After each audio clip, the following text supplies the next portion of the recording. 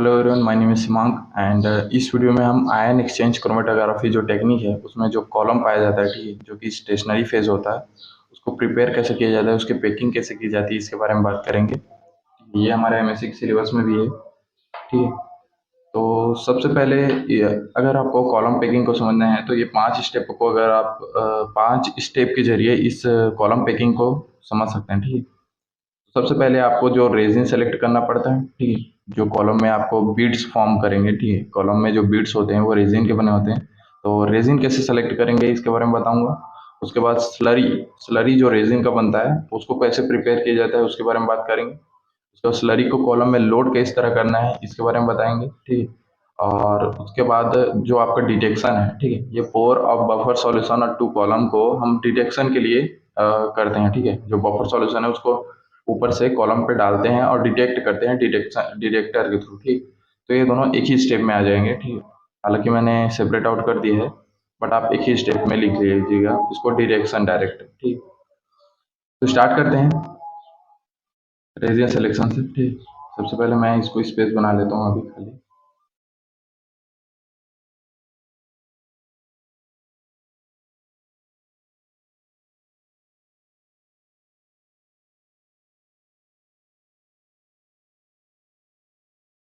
हो गया।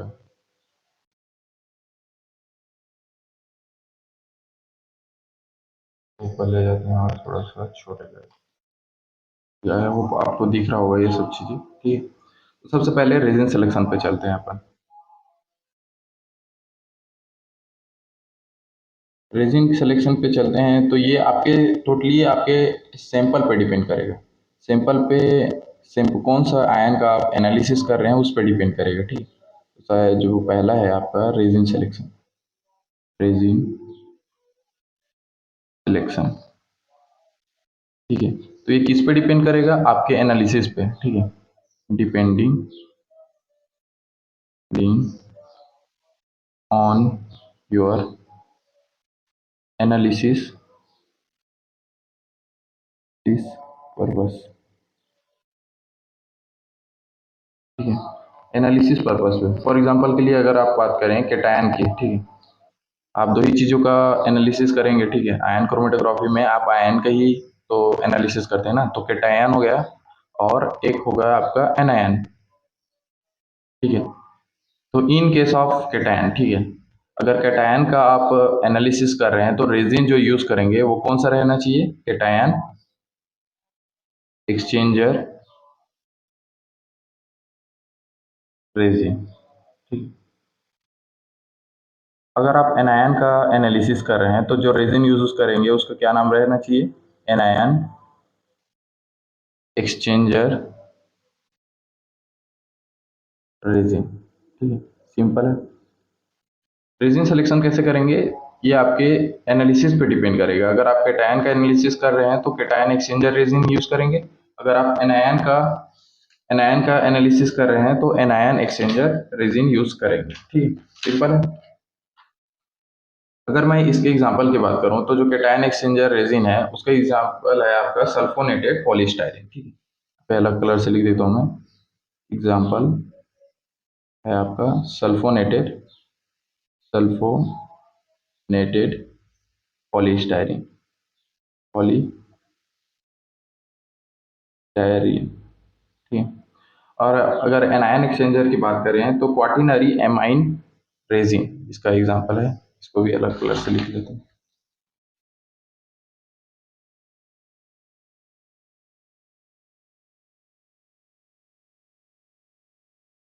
नरी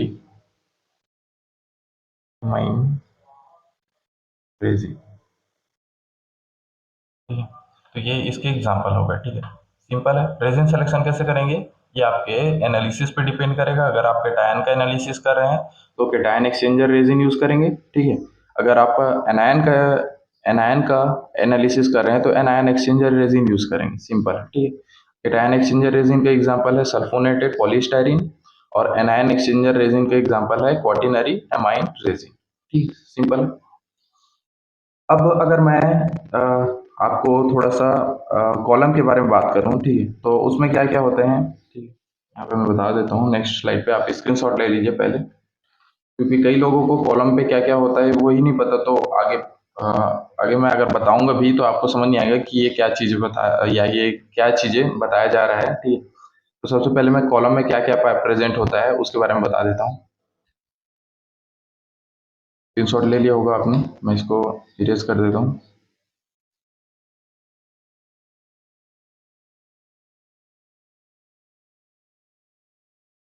अब अगर हम कॉलम की बात करें, ठीक है, तो कॉलम में इससे पहले आपने अगर मेरा पहला वीडियो नहीं देखा होगा थोड़ा सा दिक्कत जाएगा, ठीक, फिर भी मैं यहाँ पे बता देता हूँ, ठीक। कॉलम में जो पाया जाता है, एक होता है रेजिन का लेयर, ठीक है।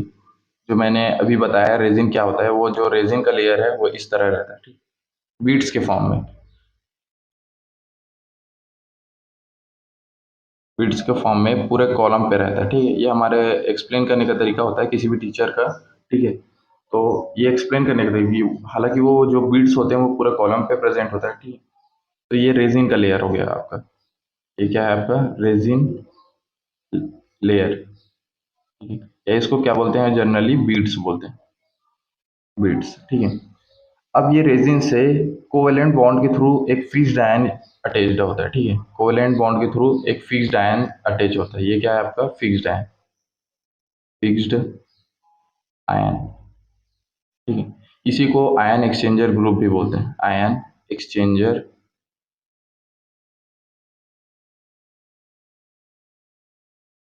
जर क्या हो गया, ग्रुप भी बोलते हैं, ठीक है। इसको फिक्स्ड आयन भी बोलते हैं और आयन एक्सचेंजर ग्रुप भी बोलते हैं। क्यों फिक्स्ड आयन किस लिए, क्योंकि ये एक्सचेंज नहीं होता है, जो टेक्निकल हम जब प्रोसेस करते हैं तो ये आयन एक्सचेंज नहीं होता है, ठीक है। या तो ये क्या होगा, आपका नेगेटिव चार्ज हो सकता है या तो पॉजिटिव चार्ज हो सकता है, ठीक है। अगर आप केटायन एक्सचेंजर यूज करेंगे तो यहाँ पे माइनस चार्ज होगा, ठीक है। यहाँ पे कौन सा चार्ज होगा, माइनस चार्ज होगा, क्योंकि इससे जो अटैच्ड होता है आपका काउंटर आयन, वो क्या होगा, पॉजिटिव चार्ज होगा, क्योंकि ये नेगेटिव है तो ये कौन सा होगा, पॉजिटिव। और इसको क्या बोलते हैं अपन, काउंटर आयन बोलते हैं, ठीक है। काउंटर आयन, यही एक्सचेंज होता है, ठीक है। जब आप क्रोमेटोग्राफी टेक्निक का यूज करते हैं तो सैंपल का जो पॉजिटिव चार्ज ग्रुप है या पार्टिकल है, वो क्या करता है, इसको रिप्लेस करता है, ठीक है, रिप्लेस करता है। आई होप आपको ये चीजें पता हो, ठीक है, रिप्लेस करता है, ठीक है। तो ये क्या हो गया आपका काउंटर आयन हो गया, ठीक है। मैं यहाँ पे लिख देता हूँ, ये कौन सा बॉन्ड से अटैच्ड होता है आपका, इलेक्ट्रोस्टैटिक बॉन्ड से, इलेक्ट्रोस्टैटिक बॉन्ड, ठीक है। और ये कौन सा बॉन्ड से जुड़ा होता है, आपके कोवेलेंटली अटैच्ड होता है रेजिन से, कोवेलेंट बॉन्ड, ठीक है। एक बार मैं रिपीट कर देता हूँ, जो ये आपको पिंक कलर में दिख रहा है, ठीक है, ये लेयर, ठीक है, पिंक कलर में जो दिख रहा है ये क्या है, ओवरऑल रेजिन की लेयर, कलर कर दूँ क्या, ये जो आपको दिख रहा है वो कौन सा लेयर है, रेजिन की लेयर है। ये जो दिख रहा है आपको पिंक कलर में मैंने जो कलर किया है, ठीक है, वो कौन सा लेयर है, आपका रेजिन का लेयर है, ठीक है। अब अगर मैं इसकी बात करूं, ठीक है, तो ये जो लेयर है आपका, ये कौन सा है, ये आपका फिक्स्ड आयन का लेयर है, ठीक है, फिक्स्ड आयन का लेयर है। और ये जो है आपका, ये कौन सा काउंटर आयन है, ठीक है, जिस पे पॉजिटिव चार्ज लगा है, ठीक है, ये आपका काउंटर आयन है, ठीक, काउंटर आयन है ये। तो ये चीजें आपको पता रहनी चाहिए, ताकि आप अब आगे जब मैं बताऊंगा काउंटर आयन क्या है, फिक्स्ड आयन क्या है, तो आप थोड़ा सा नॉलेज रहे कि क्या होता है, ठीक है। तो जो रेजिन होता है वो बीड्स के फॉर्म में पाया जाता है, उससे कोवेलेंट बॉन्ड के थ्रू फिक्स्ड आयन अटैच्ड होते हैं, ठीक है, फिक्स्ड आयन अटैच्ड होते हैं। और जो उससे फिक्स्ड आयन से इलेक्ट्रोस्टैटिक बॉन्ड के थ्रू आपके जो काउंटर आयंस हैं वो अटैच्ड होते हैं, ठीक। और जब आप क्या बोलते हैं, क्या बोलते हैं आप क्रोमेटोग्राफी जब करते हैं तो जो सैंपल का क्या कैटायन है, ठीक है, अभी जो बता रहा हूँ मैं वो कैटायन एक्सचेंजर का है, ठीक है। इस सेम चीजें आप एनायन एक्सचेंजर के नजरिए से भी देख सकते हैं, ठीक है। बस वहां पे क्या होगा, नेगेटिव चार्ज होगा यहाँ पे, और यहाँ पे सैंपल पे आपका नेगेटिव चार्ज इसको रिप्लेस करेगा, और यहाँ पे कौन सा चार्ज आ जाएगा, पॉजिटिव चार्ज आ जाएगा, ठीक, सिंपल है। तो सैंपल का जो पॉजिटिव चार्ज आयन है वो इसको रिप्लेस करता है, ठीक है। तो इसीलिए इसको क्या बोलते हैं, काउंटर आयन बोलते हैं, और इलेक्ट्रोस्टैटिक बॉन्ड से जुड़ा होता है जो कि वीक बॉन्ड है, ठीक है। और जो कोवेलेंटली अटैच्ड है उसको फिक्स्ड आयन बोलते हैं, वो एक्सचेंज नहीं होता है। क्रोमेटोग्राफी जब टेक्निक हम यूज करते हैं तब वो क्या होता है, एक्सचेंज नहीं होता है, ठीक है। ठीक है, आप स्क्रीनशॉट ले लीजिएगा। अभी अभी हमने जो बात करी है, रेजिन की बात कर ली अपने, ठीक है। अब मैं आपको फिक्स्ड आयन के बारे में बताऊंगा कि कौन सा फिक्स्ड आयन कब यूज करते हैं। उसके बाद मैं आपको जो तीसरा रहेगा वो काउंटर आयन के बारे में बताऊंगा, ठीक है। तो रेजिन का मैंने अभी बता दिया है। अब चलते हैं अपने फिक्स्ड आयन पे, ठीक है। उसके बाद काउंटर आयन पे चलेंगे, ठीक है। आप स्क्रीनशॉट ले लीजिएगा इसका।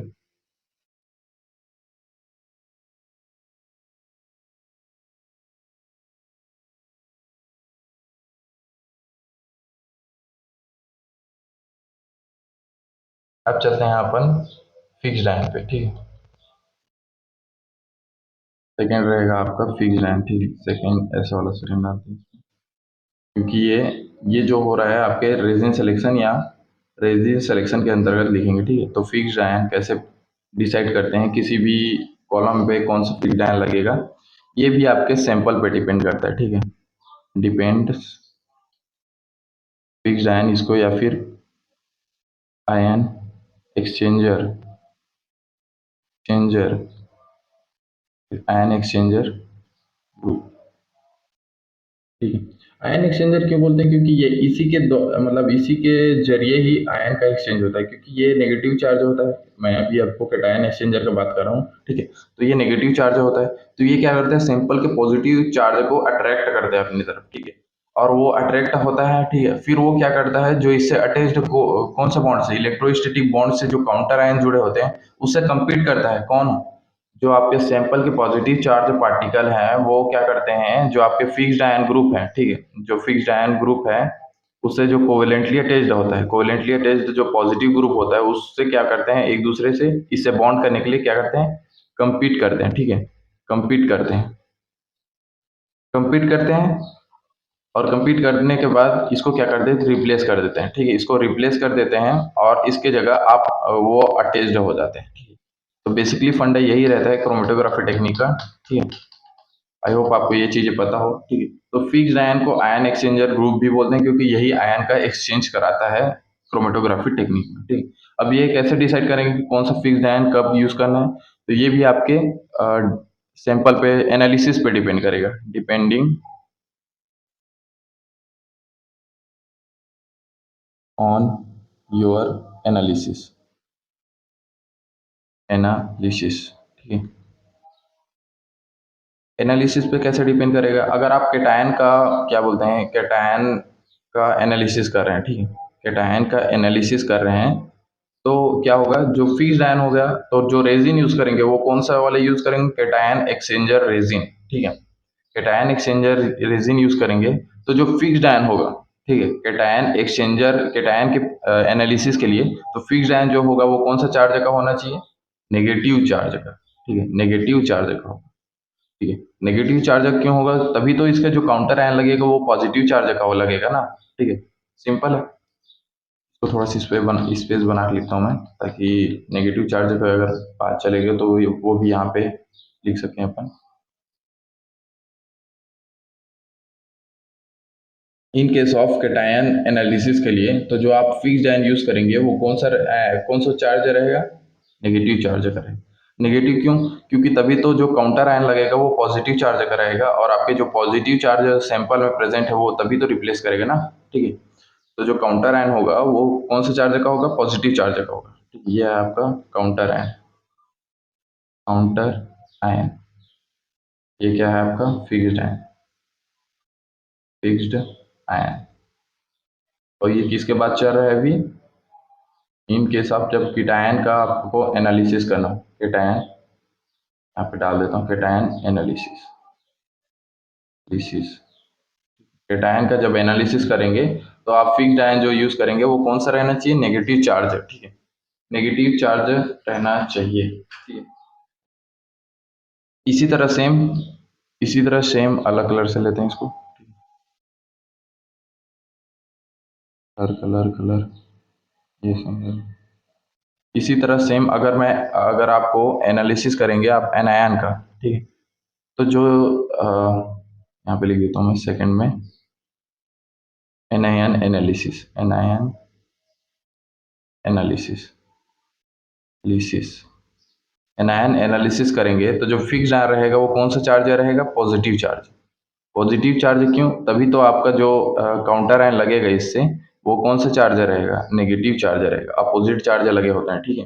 जैसे इस केस में कौन सा जैसे कि फिक्स्ड आयन नेगेटिव था तो काउंटर आयन कौन सा चार्ज था, पॉजिटिव, ठीक है।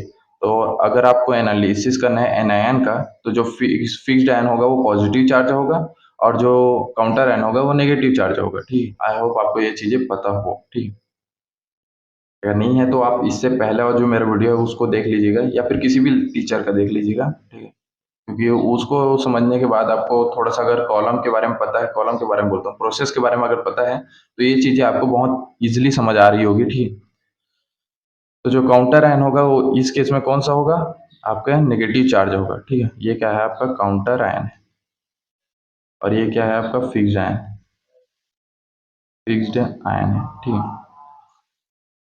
तो जनरली मैंने यहाँ पे क्या बताया है आपको, जो फिक्स्ड आयन होते हैं वो आपके एनालिसिस पे डिपेंड करते हैं, ठीक है। सभी चीज़ें आपके एनालिसिस पे ही डिपेंड करेगी, क्योंकि ये दो टाइप के आपके आयन पाए जाते हैं, ठीक है। एक है आपका कैटायन और एक है आपका एनायन, ठीक है। कैटायन होता है और एक एनायन होता है, ठीक है। इन केस ऑफ कैटायन एनालिसिस, ठीक है, तो जो फिक्स्ड आयन होंगे वो आपके नेगेटिव चार्ज होंगे, क्योंकि जो काउंटर आयन होगा तभी तो पॉजिटिव लगेगा, क्योंकि फिक्स्ड आयन और काउंटर आयन के बीच अपोजिट चार्ज होता है, ठीक है।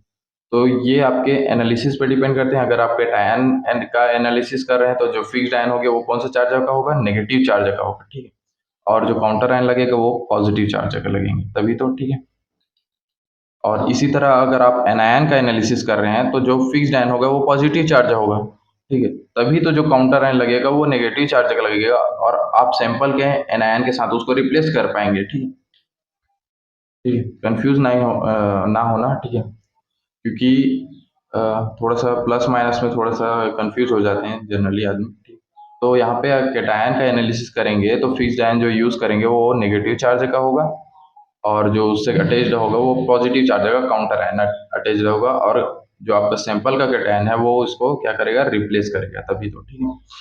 और इसी तरह जो एनायन का अगर एनालिसिस करेंगे आप, तो जो फिक्स्ड आयन रहेगा वो पॉजिटिव चार्ज का होगा और जो काउंटर आयन होगा वो नेगेटिव चार्ज का होगा, और आप इसको सैंपल के एनायन के साथ रिप्लेस करेंगे, ठीक। जब आप क्रोमेटोग्राफी परफॉर्म करेंगे तब, ठीक। अगर मैं इसे एग्जांपल की बात करूं, ठीक है, यहाँ पे लिख लेते हैं एग्जांपल, पहले कलर चेंज कर लेते हैं। यहाँ पे अगर मैं बात करूं कैटायन एक्सचेंजर की, ठीक है, कैटायन सॉरी कैटायन एनालिसिस में जो फिक्स्ड आयन की बात करूं, यहाँ पे एग्जांपल, तो जो कैटायन होगा वो sulphonated, sulpho sulphonic acid, sorry sulphonic acid, sulphonic acid as a fixed ion use करेंगे। और अगर मैं बात करूं आपके एनायन की, ठीक, तो यहाँ पे क्वाटरनरी एमाइन, ठीक है, इसका एग्जांपल कौन सा है, आपके क्वाटरनरी एमाइन, कलर चेंज कर लो, क्या का एग्जांपल है आपका क्वाटरनरी नरी एमाइन। अगर सिंबल की बात करूं SO3, और इसके अगर सिंबल की बात करें तो अपन NR3, ये चीजें हैं, सिंपल है। पॉजिटिव डाल दीजिए यहाँ पे, नेगेटिव, आपको बेसिक आइडिया हो जाएगा कि कौन सा आयन किसके लिए यूज करते हैं, ठीक है। तो फिक्स्ड आयन की बात चल गई यहाँ पे, ठीक है। आई होप आपको समझ आया होगा कि कब फिक्स्ड आयन कौन सा यूज करना है, ठीक है। एक बार रिपीट कर देता हूँ मैं, जो कैटायन के केस में है, कैटायन के एनालिसिस के केस में जो आप फिक्स्ड आयन यूज करेंगे वो नेगेटिव चार्ज होना चाहिए, ठीक है। तभी जो इसके जो काउंटर आयन लगे होंगे वो पॉजिटिव चार्ज लगे होंगे, ठीक है। और जब एनायन का एनालिसिस करेंगे तो जो फिक्स्ड आयन होना चाहिए वो पॉजिटिव चार्ज होना चाहिए, तभी तो इसके साथ नेगेटिव चार्ज काउंटर आयन लगेगा, और आप सैंपल के माइनस या नेगेटिव चार्ज एनायन के साथ, या उसको एनायन भी बोलते हैं, नेगेटिव चार्ज पार्टिकल को, वो इससे रिप्लेस होगा, ठीक है। किससे रिप्लेस होगा? इसके काउंटर आयन से, ठीक। और जो आपके फिक्स्ड आयन, जो नेगेटिव चार्ज फिक्स्ड आयन है, उसका एग्जांपल है आपका सल्फोनिक एसिड। और जो आपके पॉजिटिव है, पॉजिटिव आयन है, ठीक है, उसका एग्जांपल है आपका quaternary amine. Simple, I hope आपको समझ आया होगा। आप स्क्रीनशॉट ले लीजिए इसका।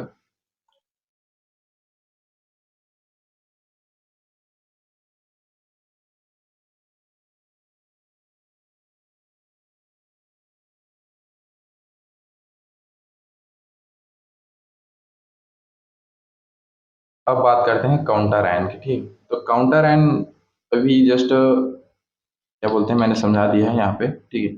काउंटर आयन को अलग से बताने की जरूरत तो हालांकि नहीं है, मैं यहीं पे समझा देता हूँ, ठीक है। इरेज करने जैसे आप फिक्स्ड आयन जब नेगेटिव ले रहे हैं, ठीक है, कब लेंगे आप नेगेटिव? जैसे जिसका एनालिसिस करना है उसको आप काउंटर आयन उसी वही लेना है आपको, ठीक है, क्योंकि रिप्लेस करते हैं ना इसमें। तो मैं बता देता हूँ एक बार, इसको पहले इरेज ही कर देना था मेरे को। Just a second.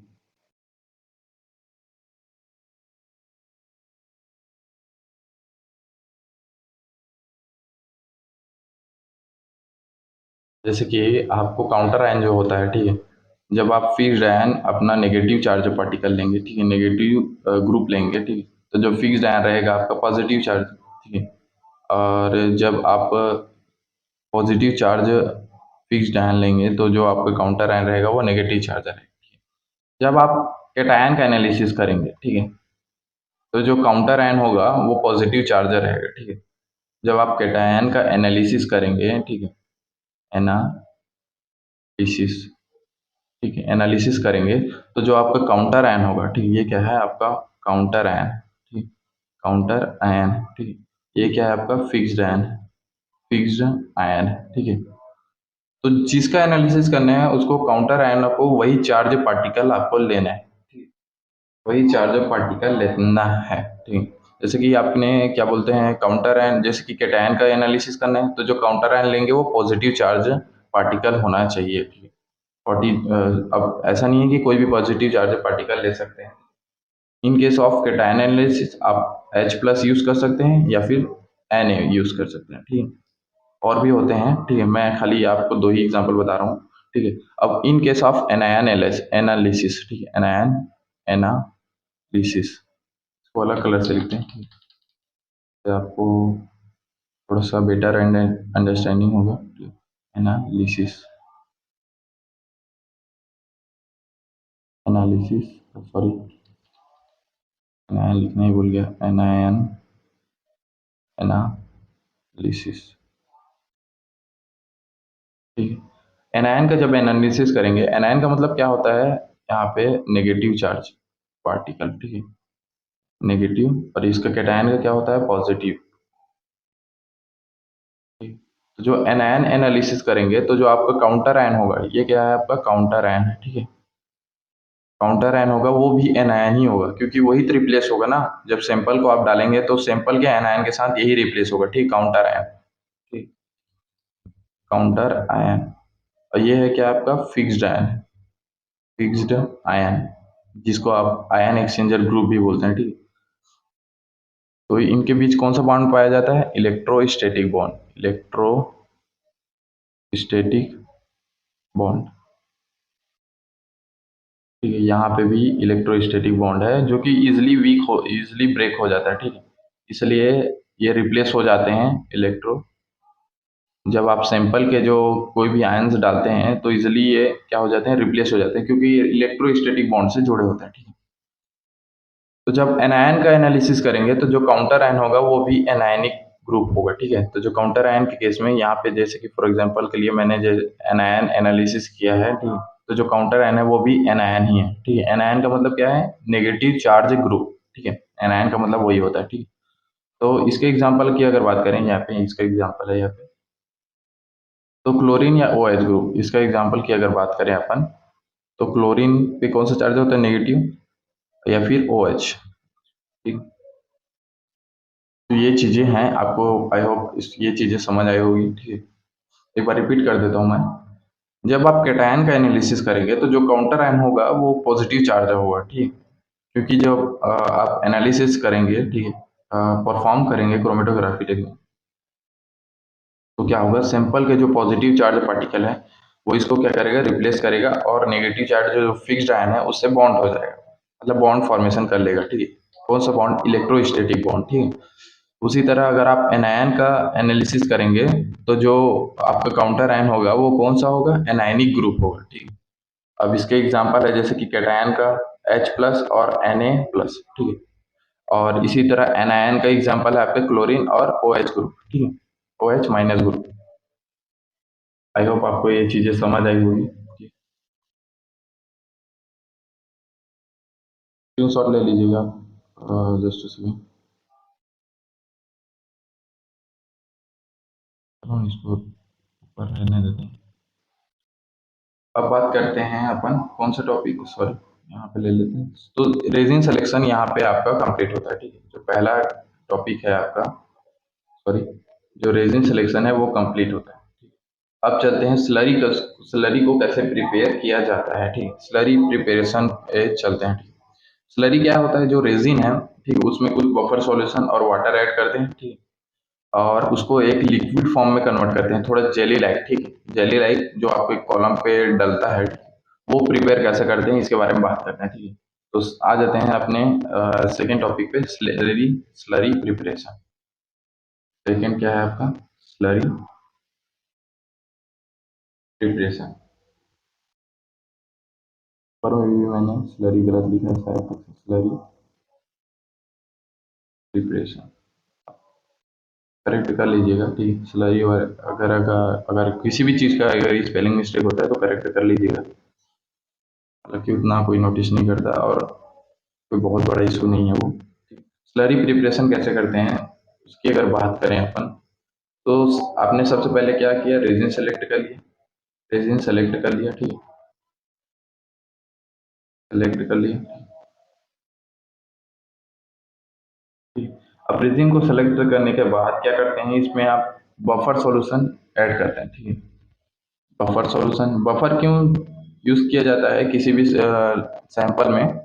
क्योंकि वो ना, जब आप वो डालते हैं, क्या बोलते हैं, जब आप इसको परफॉर्म करते हैं क्रोमेटोग्राफी टेक्निक को, तो सडनली क्या होता है, पीएच चेंज होता है और बहुत सारी चीजें होती है, ठीक है। तो सडनली पीएच चेंज होने से क्या होता है, जो आपके रेजिन है और जो आपका सैंपल पार्टिकल है वो सभी डीनेचर होने का थोड़ा सा डर रहता है, ठीक है। तो बफर सॉल्यूशन डालने से क्या होता है, वो आपके स्टेबल रहते हैं, ठीक है, स्टेबल रहते हैं, और वाइड पीएच रेंज को क्या बोलते हैं, वाइड पीएच रेंज पे सरवाइव कर पाते हैं, ठीक है। तो बफर सॉल्यूशन डालने का ये रीजन रहता है किसी भी सैंपल मॉलिक्यूल में, ठीक है। तो रेजिन आपने सबसे पहले रेजिन लिया, ठीक है। यहाँ पे सिलेक्शन को हटा देता हूँ मैं, पूरे को हटा देता हूँ पहले,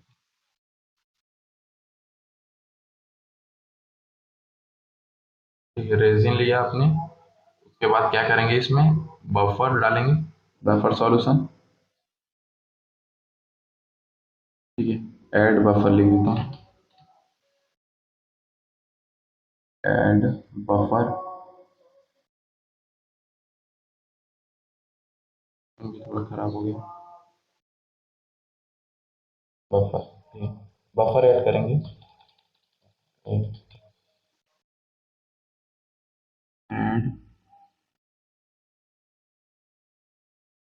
बफर, ठीक। तो बफर ऐड करेंगे, ठीक है। सबसे पहले वो रेजिन सेलेक्ट कर लेंगे, ठीक है, और उसमें बफर ऐड करेंगे। रेजिन में सब कुछ आ गया ना, आपको फिक्स्ड आयन आ गया, ठीक है। या इसको बीट्स लिख देता हूँ, ठीक है।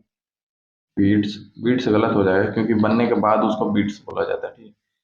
तो रेजिन हो गया, इसमें क्या क्या है आपके, फिक्स्ड आयन है, फिक्स्ड आयन, ठीक है, और काउंटर आयन, काउंटर आयन, ठीक है।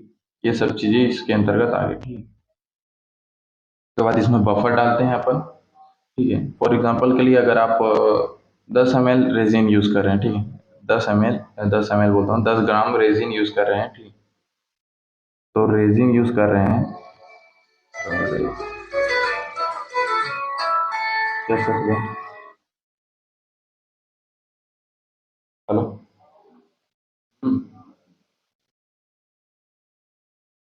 container.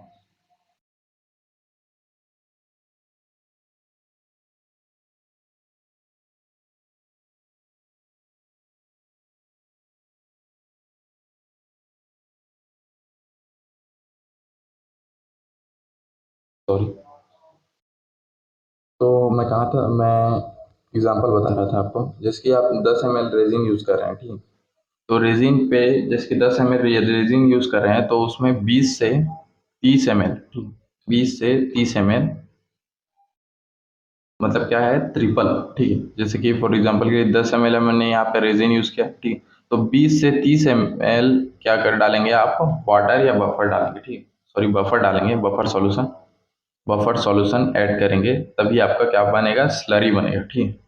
बफर डालेंगे, ठीक है। क्यों लिखा मैं यहाँ पे, तो ये जस्ट आपको ऐसा एक हाइपोथेटिकली एग्जांपल बताया मैंने कि अगर आप 10 ग्राम रेजिन यूज कर रहे हैं तो 20 से 30 ml, ठीक है, 20 से 30 ml आप बफर सॉल्यूशन उसमें डालेंगे तब स्लरी बनेगा, ठीक। तो टू टू यहाँ पे 2x 2 3x यहाँ पे क्या बोलते हैं, एक्स्ट्रा यूज किए हैं, ठीक है। जैसे कि 10 ग्राम की जगह आपने 20 ml और 30 ml यूज किया, ठीक है, वाटर, तो ये आपके स्लरी प्रिपरेशन पे डिपेंड करता है, ठीक है। तो इस तरह ये आपको एक मैंने एग्जांपल बता दिया है। अब जब आप इसमें डालेंगे क्या, वाटर, ठीक है, सॉरी, बफर, ठीक है, और कुछ क्वांटिटी में वाटर भी होता है बफर सॉल्यूशन में। आप बफर कैसे प्रिपेयर करते हैं, वाटर के जरिए ही बफर प्रिपेयर किया जाता है, ठीक है। कोई लिक्विड फॉर्म नहीं है बफर, ठीक है, उसको वाटर के में उसमें डिसॉल्व होता है वाटर, ठीक है। तो आप यहाँ पे वाटर भी लिख सकते हैं, बफर एंड वाटर, ठीक है। अब इसको क्या करेंगे, अपन मिक्स करेंगे, वो भी रफली वे में नहीं, रफली वे में क्यों नहीं, क्योंकि जब आप एकदम स्पीड से अगर मिक्स करेंगे तो क्या होगा, एयर फॉर्म हो जाएंगे, एयर बबल्स फॉर्म हो जाएंगे, जो कि अच्छा चीज़ें नहीं है, ठीक है। आपके प्रिपरेशन को वो क्या करेंगे, इंटरप्ट करेंगे, ठीक है। तो जेंटली इसको क्या करेंगे आप, मिक्स करेंगे, जेंटली मिक्स, ठीक है, मिक्स करेंगे आप। मिक्स करने के बाद क्या करेंगे, इसको थोड़ा देर ऑटोमेटिक सेटल होने देंगे, ठीक है। ऑटोमेटिक इसको थोड़ा सा वेट करेंगे, ठीक है।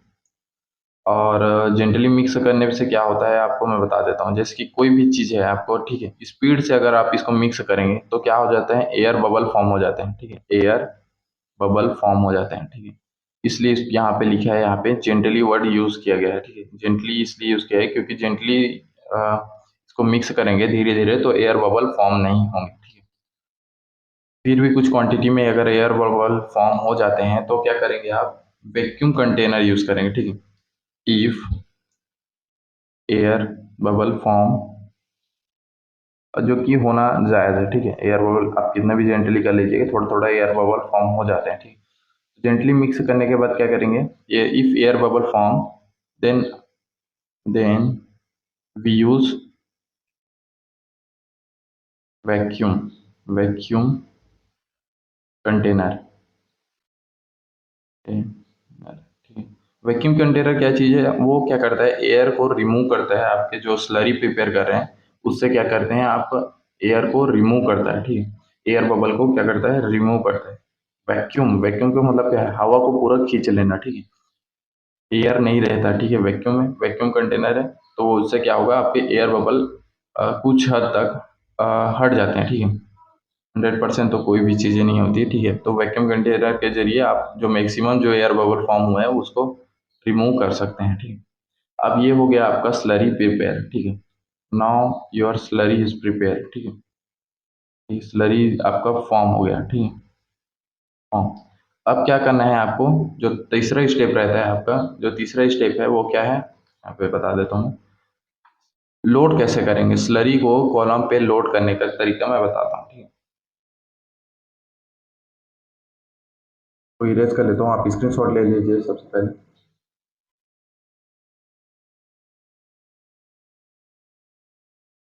मैंने स्क्रीनशॉट ले लिया होगा, ठीक है। तो जो तीसरी स्टेप है उस पे चलते हैं अपन।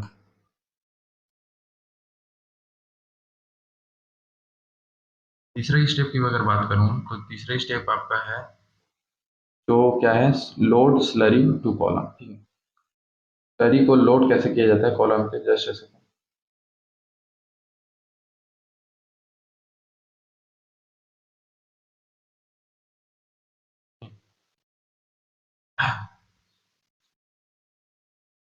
तो जो स्लरी है तीसरा है आपका, ठीक है, तीसरा है लोड स्लरी टू कॉलम।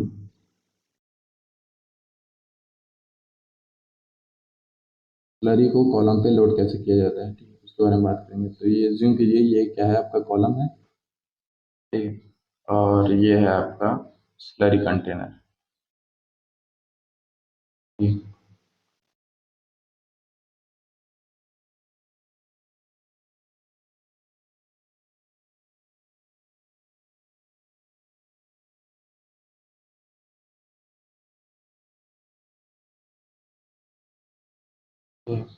अब ये आपका कॉलम है, ठीक है, और ये है आपका स्लरी, ठीक है। ये क्या है आपका कॉलम है, और ये है आपका स्लरी जो आपने प्रिपेयर किया, ठीक है, प्रीवियस स्टेप में स्लरी है आपका, ठीक। अब स्लरी को डालने का भी एक तरीका, ठीक है, आप जनरली ऐसे ही किसी तरीके से डाल नहीं सकते, ठीक है।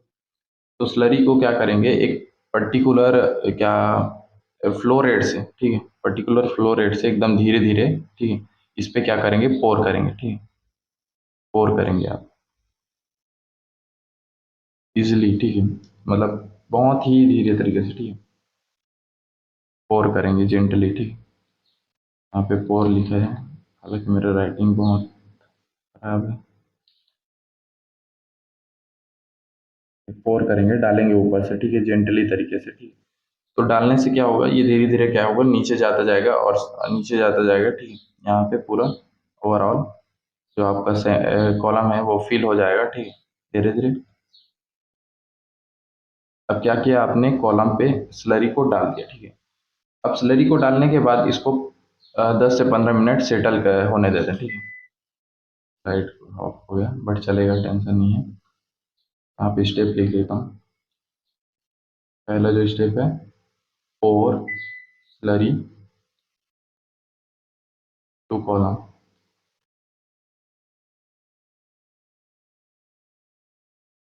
स्लोली, ठीक है, यहाँ पे स्लोली लिख देता हूँ मैं,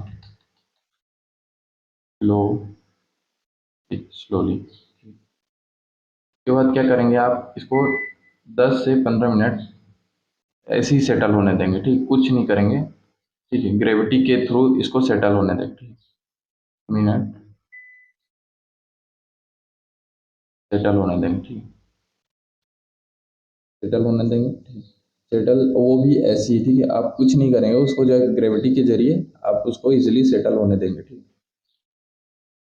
ठीक, अब हो जाएगा आपका। इसी तरह आप जब आपके जो सेम क्या बोलते हैं स्लरी सेटल हो जाएगा, ठीक है, तो आप क्या करेंगे, उसको थोड़ा सा पुश करेंगे, हल्का हल्का जेंटली पुश करेंगे, ताकि जो एयर फॉर्म है, ठीक है, वो रिमूव हो जाए, ठीक।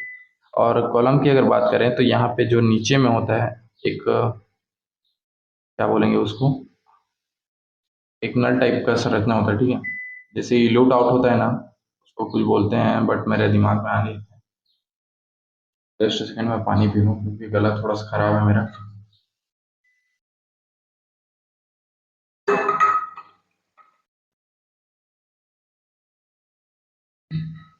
यहाँ पे जो नीचे में लगा रहता है उसको फनल बोलेंगे, ठीक है, फनल बोलेंगे या फिर कुछ भी चीज़ है, ठीक है। तो जो उसको क्या करेंगे, ओपन करेंगे, उससे होगा क्या, जो एयर फॉर्म होंगे, ठीक है, यहाँ पे जो एयर फॉर्म होगा वो क्या होगा, जब आप पुश करेंगे ऊपर से, ठीक है, यहाँ से क्या करेंगे, थोड़ा सा पुश करेंगे इसको, ठीक है, पुश करेंगे, तो पुश करने से क्या होगा, ये नीचे में जो एयर फॉर्म होगा, ठीक है, यहाँ पे वो क्या होगा, रिमूव आउट हो जाएगा, ठीक है। इसको क्या करेंगे, आप खोलेंगे, ओपन करेंगे, ठीक है, नल टाइप का संरचना होता है जिसको फनल वगैरह बोलते हैं, ठीक है। तो वो क्या होगा, जब एयर जो फॉर्म होगा वो क्या होगा, रिमूव हो जाएगा, ठीक है। जब आप ऊपर से जेंटली तरीके से, ज़्यादा पुश नहीं करना है, ज़्यादा पुश करेंगे तो आपके पोर्स बंद हो जाएंगे, ठीक है। तो वही चीज़ें तो है जो सैंपल का जो रास्ता है वो बंद हो जाएगा, ठीक। तो जेंटली पुश करेंगे ताकि जो मैक्सिमम जो एयर बबल फॉर्म हुए हैं वो क्या हो जाएगा, रिमूव हो जाए, ठीक है। तो ये हो गए। तो इसको फनल को खोल ओपन करते हैं, का रीजन यही रहता है कि जो एयर फॉर्म हुआ है वो रिमूव हो जाए जब आप पुश करेंगे ऊपर से, ठीक है, ऊपर से जब आप पुश करेंगे इसको, ठीक है, इसको हाथ हाथ से नहीं करते हैं, कुछ इक्विपमेंट होते हैं उससे पुश करेंगे तो क्या होगा, जो एयर फॉर्म होंगे वो नीचे से जब आप फनल को खोलेंगे, ठीक है, तो रिमूव आउट हो जाते हैं, ठीक है। तो और कॉम्प्लेक्स नहीं करते हैं, ठीक है। तो मैंने एक बार रिपीट कर देता हूँ इसको, ठीक है। जब स्लरी को हम क्या करेंगे, कॉलम पे लोड करेंगे, ठीक है। तो एक पर्टिकुलर फ्लो रेट से एकदम ऐसे सीधा नहीं डालते, ठीक है। एक ये स्लोली स्लोली है, इसको स्लरी को क्या करेंगे, कॉलम पे डालेंगे। स्लोली डालने का रीज़न ये है कि अगर आप स्पीड से डालेंगे तो क्या होगा, जो एयर है, ठीक है, वो क्या होगा, ट्रैप्ड हो जाएंगे स्लरी में, ठीक है। तो उसको रिमूव आउट करने के लिए आपको फिर अलग से मेथड्स करना पड़ेगा, ठीक है। इस उससे अच्छा है आप स्लोली इसको स्लरी को डालें किस पे, कॉलम पे, ठीक है। कॉलम पे डालने के बाद क्या करेंगे, 10 से 15 मिनट इसको सेटल होने देंगे ग्रेविटी के थ्रू, ठीक है। जो आपकी ग्रेविटी है उसके थ्रू इसको ऑटोमेटिक सेटल होने देंगे एज इट इज, ठीक है, रख देंगे इसको। अब सेटल होने के बाद कुछ एयर इसमें फॉर्म होंगे, ठीक है। तो ऊपर से जब आप पुश करेंगे, ठीक है, किसी इक्विपमेंट के जरिए, ठीक है, तो पुश करने से क्या होगा, जो इसके एयर होंगे वो थोड़ा सा नीचे की पोर्शन पे आ जाएंगे, ठीक। तो आप जब इसके फनल को खोलेंगे, ओपन करेंगे, तो जो एयर है वो रिमूव आउट हो जाएंगे, ठीक। और उसके बाद इसको आप आपका जो कॉलम है वो प्रिपेयर हो जाता है, ठीक है। अब पता कैसे चलेगा कि ये आपके कॉलम जो है प्रिपेयर हो गया है, ठीक है। यहाँ पे आपने कॉलम को लोड कर दिया, ठीक है, और उसको सेटल भी कर लिया, ठीक है। और इसके जो एयर है उसको भी रिमूव आउट कर लिया, ठीक है। अब पता कैसे चलेगा कि आपका कॉलम प्रिपेयर है, ठीक है। तो इसके लिए आप करेंगे फोर्थ स्टेप, ठीक है। फोर्थ स्टेप जो है आपका, इसको क्या कीजिएगा, आप डायरेक्ट इसको फोर्थ स्टेप लिख लीजिएगा डिटेक्शन को, ठीक है। बफर सॉल्यूशन ये वाला जो थर्ड है, four buffer solution in column, ठीक है, टू कॉलम, इसको हटा दीजिएगा, आप डायरेक्ट डिटेक्शन लिखिएगा, ठीक है। और डिटेक्शन में आप डिटेक्टर यूज करेंगे, ठीक है। मैं अभी बताता हूँ आपको क्या करना है, आप स्क्रीनशॉट ले लीजिए थर्ड स्टेप का।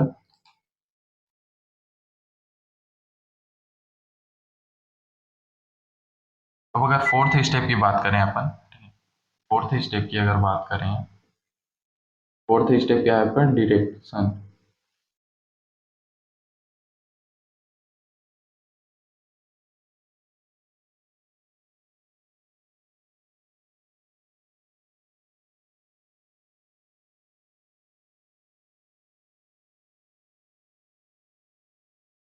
ठीक है, यहाँ पे आप डिटेक्टर यूज करेंगे, ठीक है।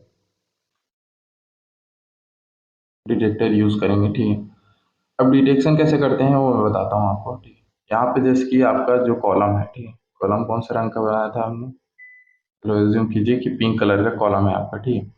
और उसमें क्या है आपका,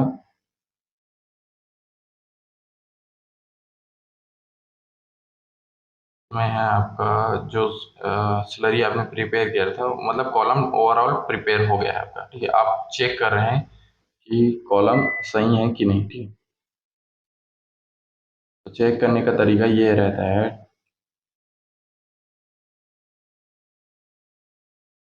ये है आपका बफर सॉल्यूशन, मैं भी बता रहा हूँ। ये है आपका बफर सॉल्यूशन, ठीक है। इसमें क्या है, आपके बफर है, ठीक है। तो कलर कर लेते हैं कुछ अलग कलर से, ठीक है। ये क्या है, आपका बफर सॉल्यूशन है। ये क्या है, आपका बफर सॉल्यूशन। यहाँ पे आपको बफर का यूज बताऊंगा मैं कैसे किया जाता है, ठीक है। और ये क्या है आपका, कॉलम है, कॉलम है। तो बेसिक फंडा क्या रहता है डिटेक्शन का, जब आप इस पे बफर डालेंगे, ठीक है, पोर करेंगे ऊपर से, ठीक है। पोर करने का मतलब क्या है, ऊपर से डालेंगे, ठीक है, पोर करेंगे, ठीक है। पोर करेंगे, ऊपर से डालेंगे बफर सॉल्यूशन, और ये क्या किससे अटैच्ड होगा, आपके, कोई बना देता हूँ मैं। ये अटैच्ड किससे है, आपके डिटेक्टर से ये अटैच्ड है, ठीक है। ये क्या है आपका, मीन्स बनाते हैं।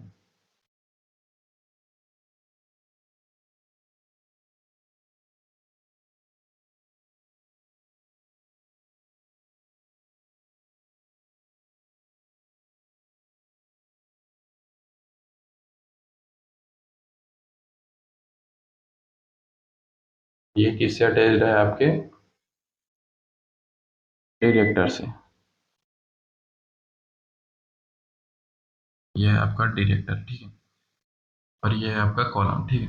जब आप ऊपर से बफर सॉल्यूशन को डालेंगे, ठीक है, बफर सॉल्यूशन को डालने पे क्या होगा, जो सॉल्यूशन है आपका बफर सॉल्यूशन, वो क्या होगा, धीरे धीरे इसके इस कॉलम से रन करेगा, ठीक है, नीचे के थ्रू, ठीक है। अब नीचे के थ्रू रन करेगा और ये क्या होगा, रिप्लेस आउट होगा, मतलब सॉरी, रिप्लेस आउट बोलता हूँ, जो कॉलम है उससे क्या होगा, धीरे धीरे करके पास आउट हो जाएगा, ठीक है। और आपको इल्यूजन मिलेगा। इल्यूजन का मतलब क्या है, नीचे से जो निकलता है उसको आप इल्यूजन बोलते हैं, ठीक है, इल्यूट बोलते हैं, ठीक है, इल्यूट सॉल्यूशन, ठीक है। तो वो किससे कनेक्ट होता है, यहाँ पे जो आपका इल्यूट मिलेगा वो किससे कनेक्ट होता है, आपके डिटेक्टर से, ठीक है। डिटेक्टर क्या करेगा, डिटेक्ट करेगा, ठीक है। डिटेक्ट करने के बाद आपको क्या देगा, क्रोमेटोग्राम ग्राम देगा, ठीक है। क्रोमेटोग्राम एक ग्राफ टाइप का संरचना होता है, ठीक है, क्रोमेटोग्राम, जो आपको कंप्यूटर एनालिसिस से पता चलता है, ठीक है। डिटेक्टर क्या करेगा, कंप्यूटर को पास आउट करेगा, और जो कंप्यूटर, यहाँ पे कंप्यूटर लगा रहता है, ठीक है। अब इसमें कुछ सॉफ्टवेयर होते हैं जो कि क्रोमेटोग्राम जनरेट करते हैं, ठीक है। तो क्रोमेटोग्राम जनरेट होगा तो जब इसका अगर क्रोमेटोग्राम की बात करें, ठीक है,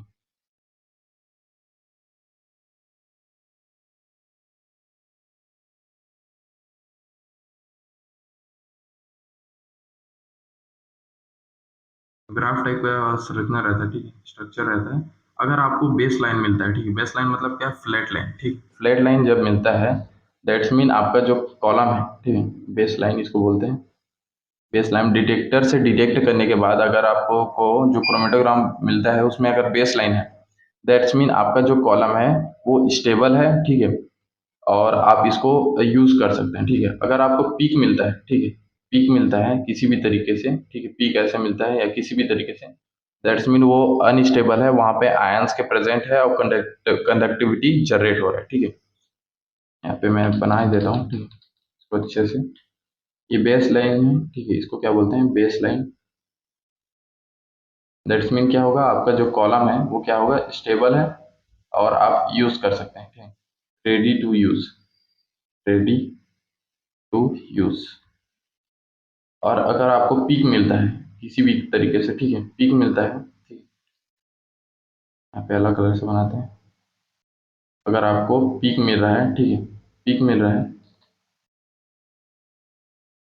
पीक मिल रहा है, दैट्स मीन यहाँ पे कुछ ना कुछ आयंस प्रेजेंट है, ठीक है, और कंडक्ट यहाँ पे कंडक्टिविटी ओवरऑल जनरेट हो रही है, ठीक है। इसको क्या बोलते हैं, पीक बोलते हैं। पीक अनस्टेबल है, ठीक है, और कंडक्टिविटी जनरेट हो रही है, ठीक, कंडक्टिविटी विटी जनरेट हो रही है, ठीक है, कंडक्टिविटी कुछ है, ठीक है, यहाँ पे प्रेजेंट लिख देता हूँ, प्रेजेंट, इसलिए ये पीक में आपको मिल रहा है, ठीक है। तो ये क्या है, किस चीज का स्ट्रक्चर है आपका, क्रोमेटोग्राम का, क्रोमेटोग्राम। आई होप आपको ये चीजें समझ आई होगी, ठीक है, मैं रिपीट कर देता हूँ, ठीक है, इससे आपको क्लियर और हो जाएगा, ठीक। डिटेक्शन इस ये जो स्टेप है, डिटेक्शन में क्या करेंगे, आप डिटेक्ट करेंगे कि कॉलम प्रिपेयर हो चुका है और रेडी टू यूज है कि नहीं, ठीक। अब डिटेक्शन स्टेप में आप डिटेक्टर यूज करेंगे, ठीक। तो क्या करेंगे, आप जो कॉलम है, ये आपका कॉलम है, ठीक है, कॉलम है यहाँ पे, कॉलम से क्या करेंगे, आप बफर सॉल्यूशन को ऊपर से पोर करेंगे, ठीक। जैसे आप क्रोमेटोग्राफी जब टेक्निक यूज परफॉर्म करते हैं, उसमें जो सैंपल मॉलिक्यूल डालते हैं, इंसर्ट करते हैं इस पे, ठीक है, उसी तरह आपको क्या करेंगे, यहाँ पे बफर सॉल्यूशन डालेंगे, ठीक है। अब बफर सॉल्यूशन डालने पे क्या होगा, ये जो बफर सॉल्यूशन है वो क्या करेगा, रन करेगा नीचे की तरफ, ठीक है, ऊपर से नीचे की तरफ, ठीक है। अब रन करने पे क्या होगा, ये नीचे की तरफ रन करेगा और आपको इल्यूशन के फॉर्म में ये बफर सॉल्यूशन मिलेगा, ठीक है। अब बफर इल्यूशन जो होगा वो डिटेक्टर से कनेक्ट है, ठीक है, डिटेक्टर से कनेक्ट है। अब डिटेक्टर क्या करेगा, इसको डिटेक्ट करेगा, ठीक है, और इसको पास आउट करेगा आपके कंप्यूटर सिस्टम को, ठीक है, जिसमें एनालिसिस सॉफ्टवेयर डाले होते हैं, ठीक है। अब वो क्या करेगा, आपके क्रोमेटोग्राम को जनरेट करेगा। क्रोमेटोग्राम एक एनालिसिस होता है, ठीक है, एनालिसिस होता है आपका कि सॉल्यूशन में क्या है, और आपके जो क्या बोलते हैं, जो कॉलम है वो स्टेबल है कि नहीं, ठीक है, क्रोमेटोग्राम से पता चल जाता है, ठीक है। क्रोमेटोग्राम एक सीट की तरह होता है आपको, ठीक है, आपको इंफॉर्मेशन प्रोवाइड करता है कि आपके जो सैंपल है और वो स्टेबल है, मतलब सैंपल के एनालिसिस है वो, ठीक है। तो अगर क्रोमेटोग्राम में बेस लाइन मिलता है आपको, base line means flat line, ठीक है, तो वो क्या होगा, स्टेबल है और रेडी टू यूज है आपके कॉलम, ठीक है। अगर आप पीक मिलता है तो वहां पे कहीं ना कहीं कंडक्टिविटी जनरेट हो रही है, ठीक है, कंडक्टिविटी जनरेट हो रही है, ठीक है, और अनस्टेबल है, आपको थोड़ा सा इसको और प्रिपेयर करना पड़ेगा, ठीक है। अब वो प्रिपरेशन के बहुत सारे स्टेप होते हैं, ठीक है, साल्ट डाल देते हैं या फिर कुछ और करते हैं, ठीक है, वो चीज़ें आपके ज़रूरत की नहीं है, ठीक है। आप इतना ही समझिए कि अगर पीक मिलता है तो अनस्टेबल है कॉलम, अगर आप फ्लैट लाइन में रहे दैट्स मीन वो बेस लाइन है, और स्टेबल है आपका कॉलम और रेडी टू यूज़ है, ठीक। आई होप आपको समझ आया होगी, ठीक है। अगर कुछ चीज़ें समझ नहीं आती रही होगी तो डबल देख लीजिएगा, ठीक है, रिपीट कीजिएगा लेक्चर को, आपको इजीली समझ आ जाएगा, ठीक है, सब चीज़ें, ठीक है। और अगर कहीं पे आपको लगता है कि गलत मैंने बताया है, ठीक है, तो मैसेज कर दीजिएगा, मैं उसको सुधारूंगा, ठीक है। Thank you so much for watching, take care, see you again, ठीक है। Thank you so much.